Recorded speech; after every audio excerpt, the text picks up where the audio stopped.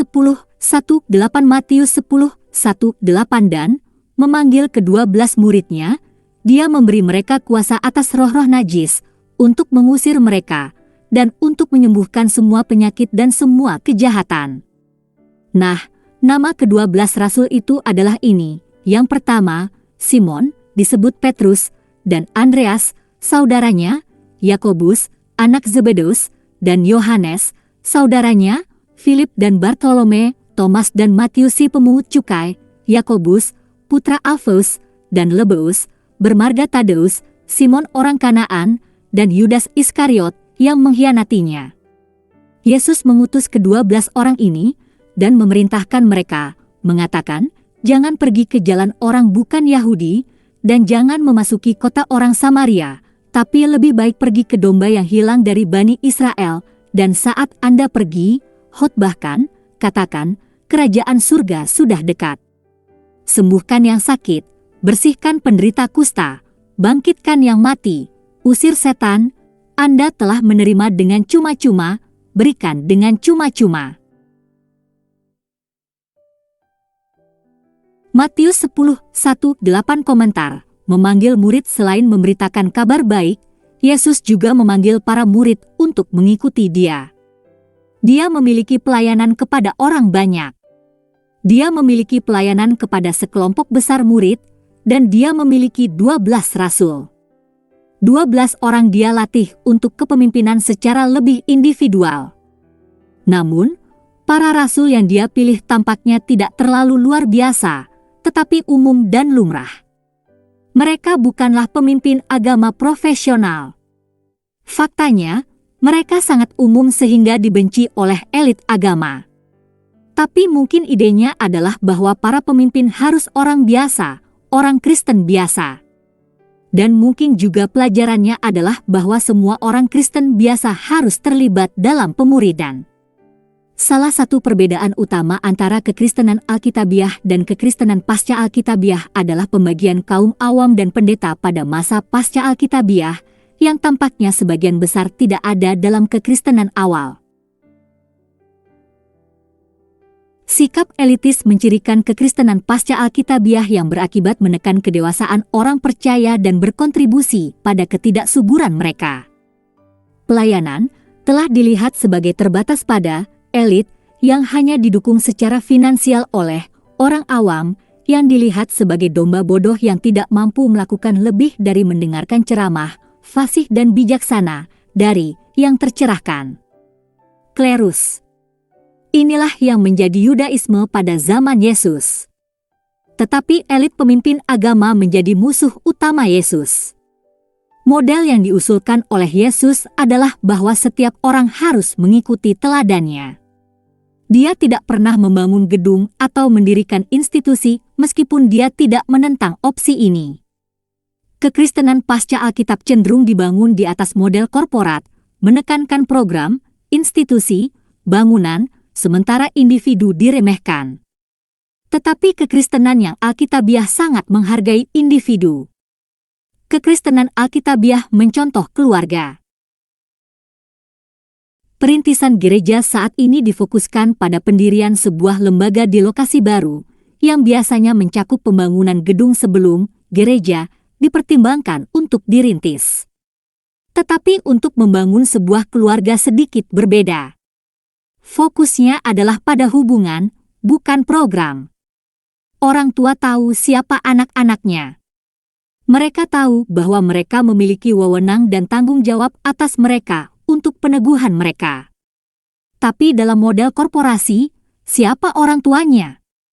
Seperti di Israel pada zaman Yesus, para pemimpin lembaga lebih seperti CEO korporat yang impersonal, dibayar untuk pekerjaan mereka. Namun tidak ada keintiman dan rasa komitmen dan tanggung jawab dengan individu yang dimiliki orang tua dengan anak-anaknya. Mereka lebih seperti pencari nafkah daripada penggembala. Dengan mengikuti teladan Yesus, orang percaya tidak hanya melayani orang banyak, tetapi juga berfokus pada individu tertentu. 1 orang, 12 murid, ini adalah model yang disajikan Yesus.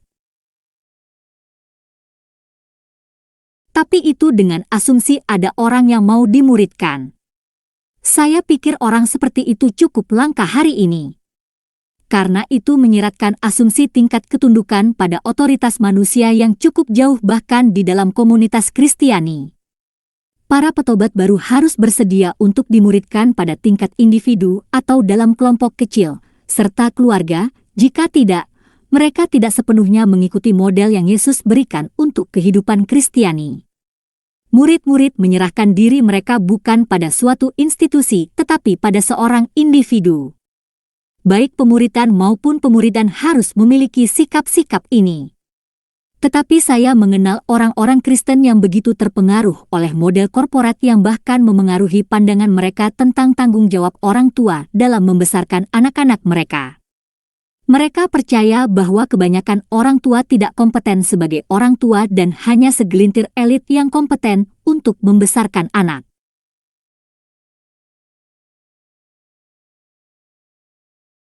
Maka mereka percaya bahwa orang tua harus menyerahkan anak-anak mereka untuk dibesarkan di lingkungan institusional oleh profesional. Ini adalah cerminan dari sikap meremehkan yang secara historis dimiliki oleh kepemimpinan elit agama terhadap orang Kristen biasa, dan ini juga merupakan cerminan dari sikap malas dan tidak bertanggung jawab dari orang Kristen awam. Mereka percaya bahwa kebanyakan orang tua tidak kompeten sebagai orang tua dan hanya segelintir elit yang mampu membesarkan anak. Maka mereka percaya bahwa orang tua harus menyerahkan anak-anak mereka untuk dibesarkan dalam lingkungan kelembagaan oleh para profesional. Ini adalah cerminan dari sikap meremehkan yang secara historis dimiliki oleh kepemimpinan elit agama terhadap orang Kristen biasa, dan ini juga merupakan cerminan dari sikap malas dan tidak bertanggung jawab dari orang Kristen awam.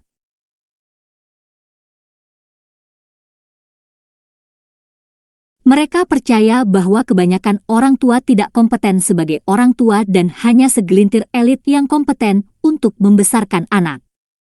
Maka mereka percaya bahwa orang tua harus menyerahkan anak-anak mereka untuk dibesarkan di lingkungan institusional oleh profesional.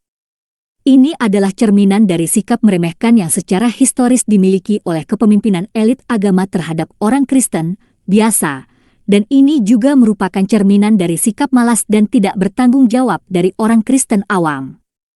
Apa tujuan memuridkan? Apakah itu hanya untuk peneguhan pribadi Anda sendiri? Bertumbuh dalam kedewasaan tentu saja merupakan bagian dari itu, tetapi intinya adalah menjadikannya efektif untuk pelayanan. Ikutlah aku, kata Yesus, dan aku akan menjadikanmu penjala manusia. Matius pukul 4:19. Dalam masyarakat narsistik yang kita tinggali, orang Kristen memiliki sedikit perhatian terhadap pertanyaan, apa yang Tuhan ingin saya lakukan? Dan lebih terobsesi dengan pertanyaan tentang bagaimana perasaan mereka tentang berbagai hal. Ini adalah zaman kekristenan yang merasa nyaman. Kebebasan di dalam Kristus menjadi praktik pelanggaran hukum dan ketundukan sama dengan perbudakan. Tetapi ada tertulis, dia mati untuk semua, 2 Korintus pukul 5:15. Jadi orang Kristen yang terlibat dalam pelayanan mereka harus dapat mendekati orang percaya muda dengan proposisi, ikutlah aku dan aku akan menjadikan kamu penjala manusia. Karena demikian kata Rasul Paulus, ikutilah teladanku, seperti aku mengikuti teladan Kristus. 1 Korintus 11:1. Sama seperti Yesus kadang-kadang ditolak selama pelayanannya, demikian juga Anda akan ditolak ketika Anda membuat proposisi seperti itu. Mereka akan berkata, kamu bukan Yesus. Anda bukan Paulus. Kamu pikir kamu siapa sehingga aku mengikutimu? Tetapi kita hanyalah mereka yang mengikuti teladan Kristus dalam tunduk pada perintah-perintahnya. Pergi dan jadikanlah semua bangsa muridku. Matius 28:19. Pengakuan iman Tuhan Yesus Kristus. Saya mengakui dosa-dosa saya, dan saya bertobat dari dosa-dosa saya, dan saya mengakui Tuhan Yesus Kristus sebagai satu-satunya dan cukup juru selamat hidup saya, menulis nama saya dalam buku kehidupan. Kisah Para Rasul pukul 2:21 dan akan terjadi bahwa setiap orang yang memanggil nama Tuhan akan diselamatkan. Kisah Para Rasul pukul 2:21 Wahyu 21:8 Tapi pengecut, kafir, bejat, pembunuh, cabul, sihir, penyembah berhala dan semua pendusta tempat mereka akan berada di lautan api yang terbakar dengan belerang. Ini adalah kematian kedua. Wahyu 21:8.